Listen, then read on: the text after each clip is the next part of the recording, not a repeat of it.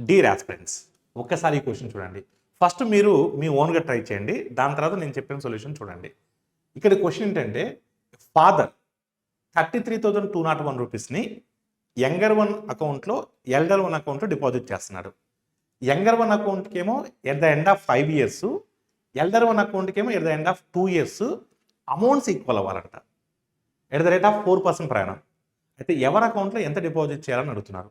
మనల్ని అడిగింది younger sun అకౌంట్లో ఎంత డిపాజిట్ చేయాలని అడుగుతున్నారు. ఒకసారి మీరు జాగ్రత్తగా అబ్జర్వ్ చేస్తే ఇక్కడ యంగర్ సన్కి 5 years ఇంట్రెస్ట్ యాడ్ అవుతుంది, ఎల్డర్ సన్కి 2 years ఇంట్రెస్ట్ యాడ్ అవుతుంది. అంటే ఇంట్రెస్ట్ రూపంలో యంగర్ వన్కి ఎక్కువ వస్తుంది, ఎల్డర్ వన్కి తక్కువ వస్తుంది. మరి అమౌంట్స్ ఈక్వల్ అవ్వాలి అంటే యంగర్ వన్ అకౌంట్లో తక్కువ ప్రిన్సిపల్ వేయాలి, ఎల్డర్ వన్ అకౌంట్లో ఎక్కువ ప్రిన్సిపల్ వేయాలి. ఇక రేట్ ఆఫ్ ఇంట్రెస్ట్ ఎంత ఇచ్చారు? 4% ఇచ్చారు. 4% అంటే 1/25. అంటే డినామినేటర్ వాల్యూ యంగర్ వన్ అకౌంట్లో వేయాలి, ఎల్డర్ వన్ అకౌంట్లో న్యూమరేటర్ని కలిపి వేయాలి. న్యూమరేటర్లో ఎంత ఉంది? 1 ఉంది, ఎక్కువ వేయాలి.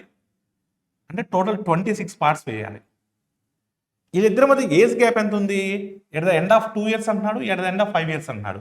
ఏజ్ గ్యాప్ 3 years ఉంది కాబట్టి క్యూబ్ చేయాలి. ఏజ్ గ్యాప్ 2 years ఉంటే స్క్వేర్ చేస్తాం.